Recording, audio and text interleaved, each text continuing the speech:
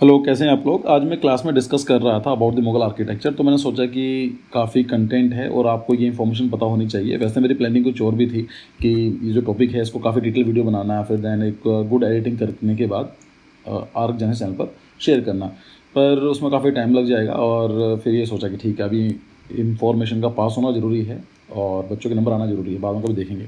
ठीक है, आप तो अगले साल चले जाओगे, फिर अगले साल प्लान करेंगे इन चीज़ों के लिए। चलो, टॉपिक है introduction to the Mughal architecture. देखिए, मुगल आर्किटेक्चर से क्वेश्चन बन जाते हैं, नाटा में बहुत इजी क्वेश्चन पूछे जाते हैं, लेकिन पता होना चाहिए। सो क्या है कि मुगल आर्किटेक्चर, कहाँ गया मेरा ये, is a distinctive and captivating style that flourished under the Mughal empire in South Asia. मतलब इंडिया के अंदर तो हम ऑफकोर्स बात ही करेंगे, लेकिन साउथ एशिया जो कॉन्टिनेंट है, सब कॉन्टिनेंट एक्चुअली, इंडियन सब कॉन्टिनेंट बोल सकते हैं। साउथ एशिया जो पार्ट है, पाकिस्तान, इंडिया, नेपाल, भूटान, जो ये श्रीलंका, जो वाला पार्ट है म्यांमार, वहाँ पर हम बोलते हैं South Asia. From 16th century 19th century तक ये रहा। This grand architectural tradition is renowned for its harmonious blend of Persian, क्योंकि पर्शिया से लोग आए थे, ये Persian architecture, Islamic architecture and Indian design element. अब ऐसा तो है नहीं कि आप कहीं सी कंट्री जाएंगे तो बिल्कुल सेम कॉपी करने वाले हैं, तो वहाँ के लोकल पैरामीटर्स के हिसाब से डिजाइन करेंगे। तो सेम चीज़ इंडिया में भी हुई। तो मे बी जो इन्फ्लुएंस था ये बाहर से था, लेकिन इंडिया के कंटेक्स्ट में उसको डिजाइन किया गया। ठीक है, अब इसमें हम बात करें क्या क्या फीचर्स हैं। सबसे इंपॉर्टेंट तो आता है क्वेश्चन की चारबाग स्टाइल क्या होता है। सबसे इंपॉर्टेंट अगर मुगल आर्किटेक्चर के बारे में बात करूँ तो it was a Charbagh style of garden making. So Charbagh style of garden making, पता नहीं कितनी बार क्वेश्चन पूछा जा चुका है जेई नाटा में, तो आप समझ सकते हैं चारबाग का मतलब क्या है। कि चार का मतलब होता है फोर, बाग का मतलब गार्डन। ये सब बहुत सिंपल क्या था कि मान लीजिए ये प्लॉट है आपके पास, ये ज़मीन है, उसको चार में डिवाइड कर दी, फोर पार्ट में। सेंटर में आपने एक मोन्यूमेंट रखा, जो भी चीज़ है, और इसको आपने सिमेट्रिकल डिजाइन बना दिया। So this style was called है चारबाग स्टाइल। तो इसमें क्या था कि सिमेट्रिकल लेआउट था, जैसे हमने बात की कि ये सिमेट्रिकल रहा होगा इसका। So Charbagh or the four part garden is a key element of the Mughal architecture. These garden features a symmetrical layout divided into four quadrant by walkways and flowing water channel.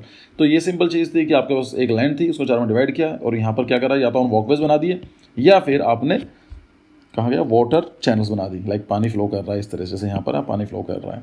ठीक है, तो इसको बना दिया गया। ट्रेंक्विल वाटर एलिमेंट, देखिए water plays a central role in the charbagh style with serene pools, fountains and channel running through the gardens. These water features create a calming and meditative atmosphere. तो काफ़ी ठंडा टेम्परेचर रहता है garden के अंदर, क्योंकि fountain वगैरह है, पानी का रहता है। तो आप लोग जानते हैं कि जहाँ पर पानी होता है उसका जो टेम्परेचर मॉडरेट हो जाता है। लाइक अगर गोवा की बात करेंगे, मुंबई की बात करेंगे, चेन्नई, कोलकाता, जो भी कोस्टल रीजन है, उनका टेम्परेचर वैसे ज़्यादा देखने को नहीं मिलेगा। दिल्ली की तरह नहीं है कि ठंड में 2-3 डिग्री सेंटीग्रेड, गर्मी के अंदर 50 तक पहुँच जाता है। ठीक है, तो इस इफेक्ट को बोलते हैं कॉन्टिनेंटल इफेक्ट। ठीक है, तो ये मैंने डिस्कस किया हुआ क्लाइमेटोलॉजी वाले वीडियो में, जो मेन चैनल है उसमें जाकर देख लीजिए, नहीं पढ़ी है तो आपने। Less planting.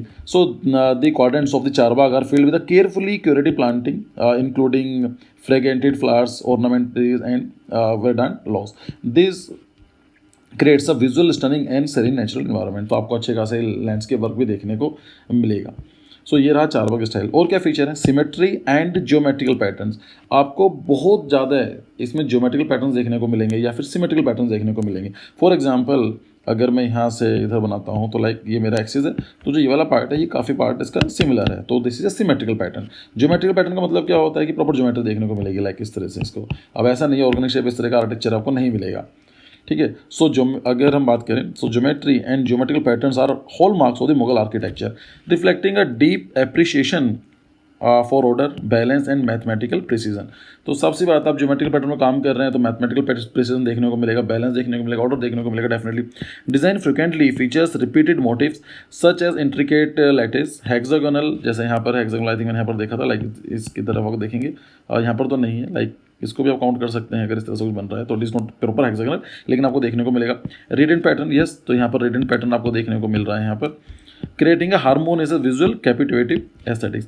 The extensive use of geometrical ornamentation, including intricate stone carving and tile work, not only add visual interest but also imbues structures with sense of grandeur and timelessness. तो ये भी चीज़ आप याद रखेंगे कि यहाँ पर क्या है, सिमेट्रिकल और जो ज्योमेट्रिकल पैटर्न्स आपको देखने को मिलेंगे। फिर आता है use of dome and arches, ये भी इंपॉर्टेंट है। आप देखेंगे तो यहाँ पर ये डोम यूज़ किया गया है, यहाँ पर ये आर्च यूज़ किया गया है। तो लाइक मैं पेन का कलर चेंज कर लेता हूँ, तो जैसा आप देखेंगे तो यहाँ पर क्या है, ये आर्च यूज़ किए गए हैं, यहाँ पर ये डोम यूज़ किए गए हैं। use of domes and arches. The Mughal architecture style is renowned for its extensive use of majestic domes and intricate arches. These structural elements not only serve as a awe-inspiring visual counterpieces but also demonstrate the Mughals' mastery of engineering and construction technique. भाई इतना आसान तो नहीं है ना इन सब चीज़ों को बनाना, आपको प्रिसीजन चाहिए, बिल्कुल परफेक्ट कंडीशन चाहिए कि सिमेट्रिकल चीज़ चाहिए होंगी, तो विदाउट ज्योमेट्रिकल कैलकुलेशन ये पॉसिबल ही नहीं है।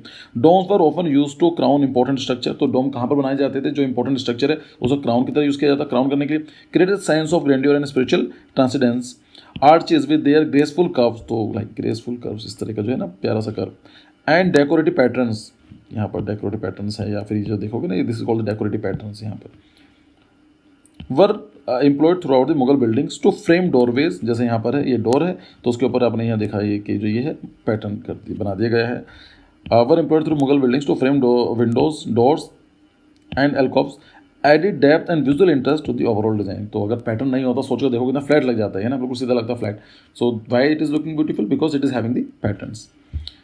अगर हम बात करते हैं incorporation of the Persian and the Islamic influence, तो भाई पर्शिया से और जो इस्लामिक आर्किटेक्चर है, इस्लामिक इन्फ्लुएंसेस हैं, क्या क्या चीज़ देखने को मिलती हैं, इस्लामिक मोटिव देखने को मिलते हैं। तो Mughal architecture incorporates Islamic design elements like the crescent moon, like इसे बोलते हैं क्रिसेंट शेप जो होता है मून। कैलीग्राफी, इंस्क्रिप्शंस, देखिए ऐसा गोड की कोई लाइक वैसी फॉर्म तो अवेलेबल है नहीं इन द मुगल आर्किटेक्चर।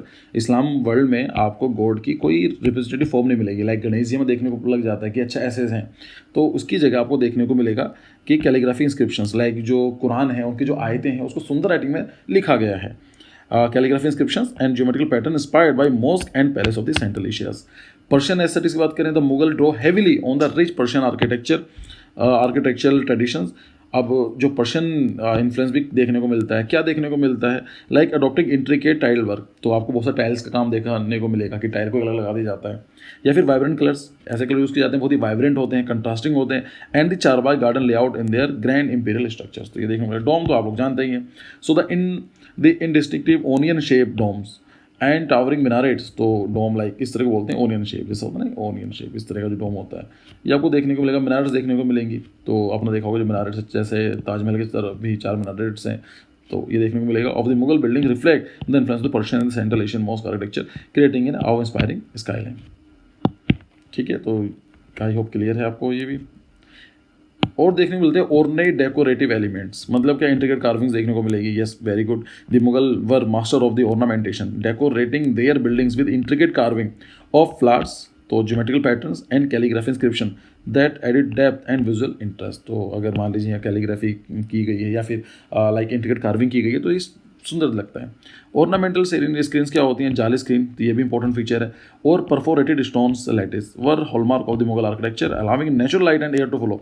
इसका फ़ायदा क्या था कि नेचुरल लाइट भी आ रही है, एयर भी आ रही है, तो वेंटिलेशन भी हो रहा है। ठीक है, इंटीरियर भी काफ़ी ब्राइट हैं, while providing privacy and adding sense of the allegiance. तो लेकिन अब जो जाली के उस साइड खड़ा हुआ है डे टाइम के अंदर जहाँ से सोर्स ऑफ लाइट आ रही है वो देख नहीं सकता अंदर क्या हो रहा है, लेकिन अगर आप मान लीजिए अंदर हैं तो आप बाहर का आराम से देख सकते हैं। तो उस टाइम की बात है, क्वींस को ये जगह दी जाती थी जिससे कि वे क्या चल रहा है वो देख सकें, लेकिन कोई क्वीन को ना देख पाए, रानी को कोई दूसरा ना देख पाए।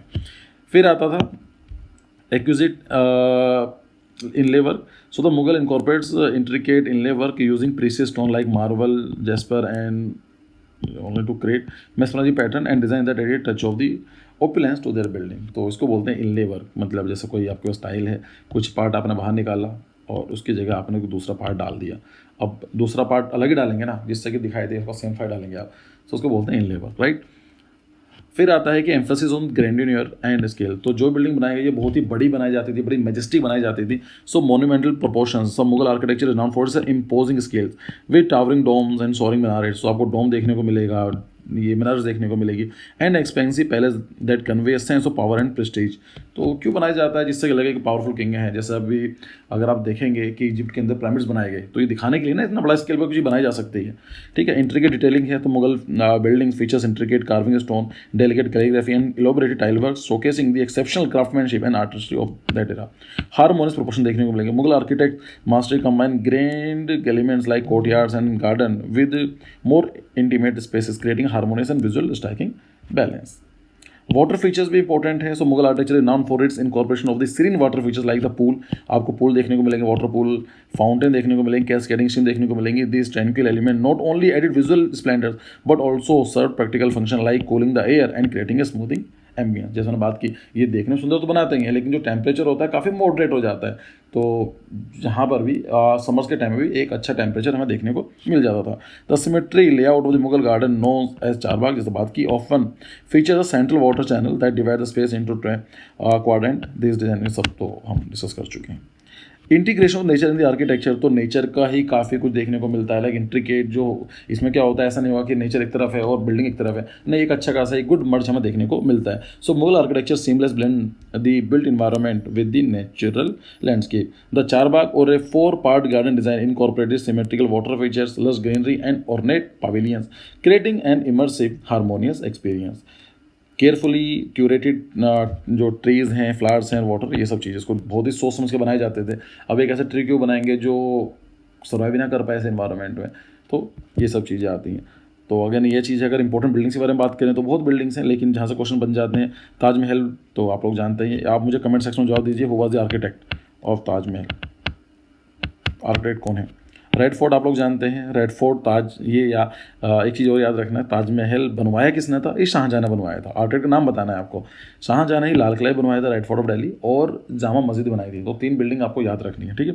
हुमायूंस टॉम, तो ये उनकी जो वाइफ थी बानो बेगम, हुमायूं की डेथ के बाद उसको बनाया गया था, और ये ताजमहल से काफ़ी हद तक सिमिलर है। लाइक यही तो है, यस, हुमायूंस टॉम है ये, दिस हुमायूंस टॉम।